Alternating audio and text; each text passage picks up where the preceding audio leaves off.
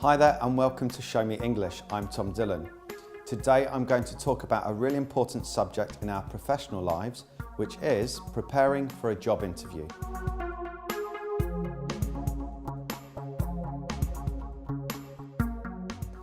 Research the company as much as possible online, looking for things like its culture, philosophy and any other similar things.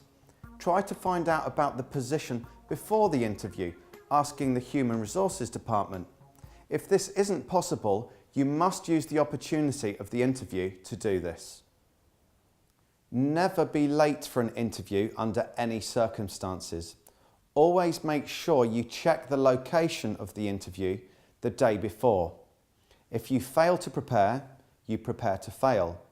And also, prepare your clothes the night before as well. Don't forget to iron your shirt. If in a bad situation you will be late for your interview on the day, make sure you have the telephone number of the interviewer and call them directly, never an SMS. Now let's have a look at questions you must ask.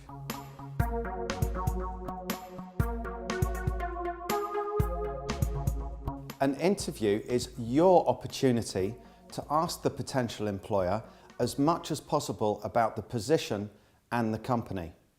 When you do your research online, don't be afraid to take notes and take them with you to the interview. This shows that you're really well prepared and diligent. The first question could be, can you describe a normal working week? What time does your day start or finish? This may differ depending on whether the company is Spanish or American owned or by other European countries.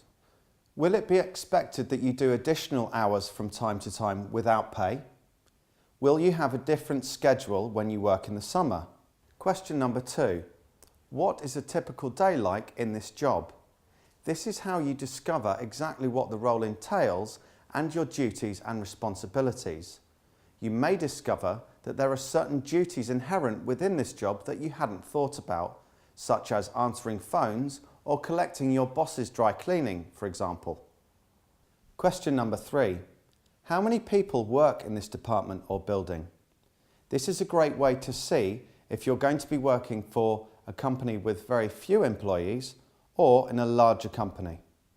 Working for either size of company often has its advantages or disadvantages. In small companies, you'll often get more responsibility and recognition for your work, with clearer chances for promotion. Working in larger companies can mean that there's a diverse range of departments with many colleagues, but little chance for promotion. Have a think about which option will suit you the best, although sometimes we have no choice. Question number 4. Why is this job available? It may be that the company is expanding and needs new employees for this position. Or it could be that this job is quite stressful and the previous person left. If this is a graduate position, however, this question is irrelevant. Question number 5. Are there any chances of progression in this job? You might discover that this is a great opportunity for progression, or you might discover that there's little or no chance of getting that promotion at all. If it seems like the latter, you will always need work experience of 1 to 2 years when applying for future positions for other potential employers. Question number 6. What are some of the challenges of this job? Again, this is a great way for you to find out exactly what the job entails and its positive or negative sides. Now let's have a look at preparing another important part for your job interview, which is questions which will be asked of you. So it's really important to be prepared to answer questions, especially about your experience and your weaknesses. It's completely wrong to say that you don't have any weaknesses, and it will sound arrogant. It's always a better idea to sound humble. A lot of the time the interviewer will respect your honesty more than you trying to pretend that you're perfect. Think of some ways to answer this inevitable question. What are some of your weaknesses? I didn't understand some basic concepts in the first 6 months and I was afraid to ask silly questions. Now I don't mind asking simple questions or what others think. I used to delegate and abdicate. Now I know that it's my responsibility to see the outcome of what I delegate, not the other person. I expect a lot from myself and I often get angry and disappointed when others don't think the same. But now I focus on my strengths and try to empathise with other people's points of view. Now think of 3 of your own before the interview. Always be honest and give examples of your weaknesses and what you're trying to do to solve them, thus giving a good impression. Be ready to elaborate on your experience and strengths, which would be relevant to this specific job. Some examples could be: I work well with many different kinds of people.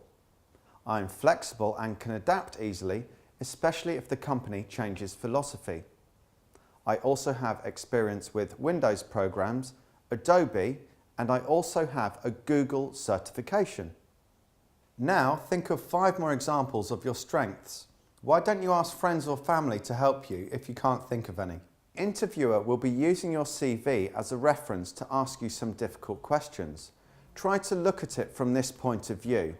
Now here are some questions that you may have to answer. For example, what makes you so special? Or, you don't have the exact experience for this role. Why should we choose you? Describe your strengths using a difficult situation as an example. Or, you said you like working on your own, so are you not a team player? Now let's review some of the main points of this podcast. Number 1, always ask at least 15 questions in your interview. Number 2, always take your research notes and questions with you. This shows that you're interested. Think about the job and what it involves. What is good or bad about this role? Think of all the questions that the interviewer will ask you based on your CV. Number 5, think of explaining some of your weaknesses honestly and what you have done to overcome them. This has a positive outcome. Number 6, also think of 5 different ways of describing your strengths. Think about 3 adjectives which others would describe you as. Never ask about the salary of this job. Wait for the interviewer to tell you. Number 9, sound humble if you don't know an answer. You are always willing to learn. And number 10, think of how an employer looks at your CV from their point of view. Ask a friend to help you answering some difficult questions. I really hope that all these tips I've gone through are going to help you to prepare for your interview, and I wish you all the best of luck. We'll see you soon on Show Me English. Bye for now.